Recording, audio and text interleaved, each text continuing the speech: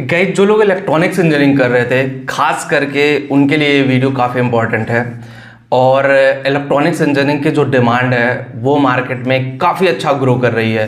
Compare करें पिछले 10-15 सालों को तो इलेक्ट्रॉनिक्स इंजीनियरिंग था, लेकिन एक लेवल जो चाहिए, जैसे इलेक्ट्रॉनिक्स इंजीनियरिंग का अदर कंट्रीज़ में जैसे चाइना में है, यूरोप कंट्रीज़ में है या जापान में है, ऐसी जगहों पे मतलब जो डिमांड थी वो डिमांड यहाँ पे अपने यहाँ नहीं थी। मैक्सिमम इंजीनियर्स, कभी हमने भी सोचा था कि चलो अब चाइना चलते हैं, यहाँ पे क्रेज़ नहीं है, क्योंकि मैं खुद एक इलेक्ट्रॉनिक्स इंजीनियरिंग किया हूँ, बीटेक किया हुआ हूँ। सो माइंडसेट अब गवर्नमेंट का चेंज हुआ। कोरोना के बाद चीज़ें कॉम्प्लिकेटेड जो इलेक्ट्रॉनिक्स इंजीनियरिंग में हुई थी, सबसे ज़्यादा डिमांड किसकी थी? चिप की। चिप मैन्युफैक्चरिंग, चाहे वो ऑटोमोबाइल सेक्टर हो, चाहे वो कोई भी सेक्टर हो, चाहे वो mobile manufacturing, laptop manufacturing, automobile का सेक्टर, चिप और सेमीकंडक्टर का जो काम है ना, काफ़ी इंपॉर्टेंट हो जाता है। और ये इंडस्ट्री में कहीं ना कहीं हम बहुत पीछे थे। गिनी चुनी सेमीकंडक्टर की कंपनियां थी, गिनी चुनी चिप मैन्युफैक्चरिंग की कंपनियां थी। Now at that time India में बड़ी बड़ी कंपनियां एस्टैब्लिश हो गई हैं, और जो चिप मैन्युफैक्चरिंग का काम है या सेमीकंडक्टर मैन्युफैक्चरिंग का काम है उसमें डिमांड काफ़ी बेहतर हो रहा है। उसके अलावा और भी सेक्टर हैं, जैसे अगर हम मैन्युफैक्चरिंग की बात करें तो इलेक्ट्रॉनिक्स प्रोडक्ट बहुत रेयरली इंडिया में मैन्युफैक्चरिंग होते थे। सारे प्रोडक्ट कहाँ मैन्युफैक्चरिंग होने के जाते थे? चाइना वालों के पास।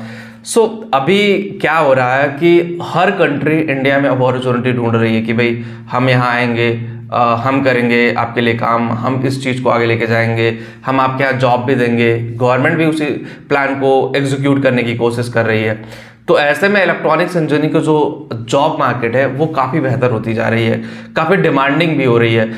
कुछ कंपनी जैसे एल एन टी ने यहाँ तक बोला है कि उतने इंजीनियर्स मिल नहीं पा रहे जितने हमें रिक्रूटमेंट करने के। अभी भी 50 से 60 हज़ार वो कहता है वैकेंसीज हमारे यहाँ खाली है। ऑल्दो हो सकता है इस साल फुलफिल कर रहे, इस साल जुलाई अगस्त तक फुलफिल हो जाए वो वैकेंसी।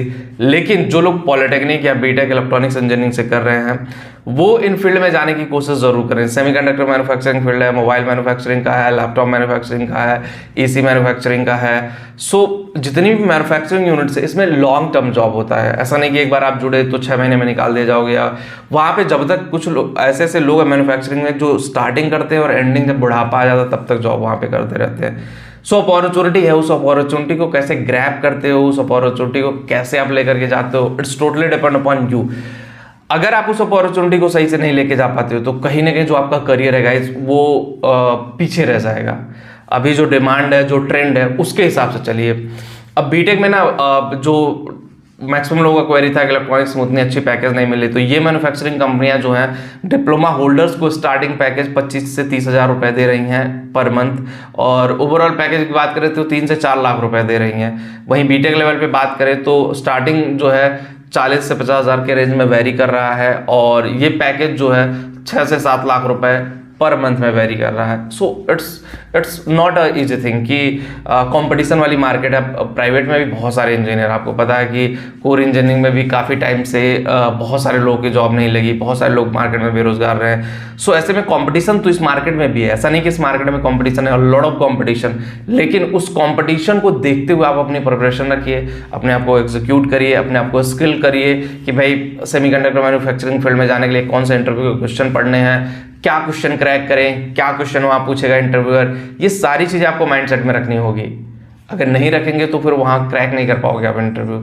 उसके अलावा अगर आपको कोई करियर में प्रॉब्लम हो, करियर आगे नहीं बढ़ रहा है, करियर को किस तरह से आगे लेके जाएं, करियर कंसल्टिंग सर्विसेज चाहिए तो डायरेक्टली मेरे से बात कर सकते हो, लिंक डिस्क्रिप्शन दिया गया है, एक बार जा करके जरूर देखें। मिलते हैं आपसे नेक्स्ट वीडियो में। Thank you.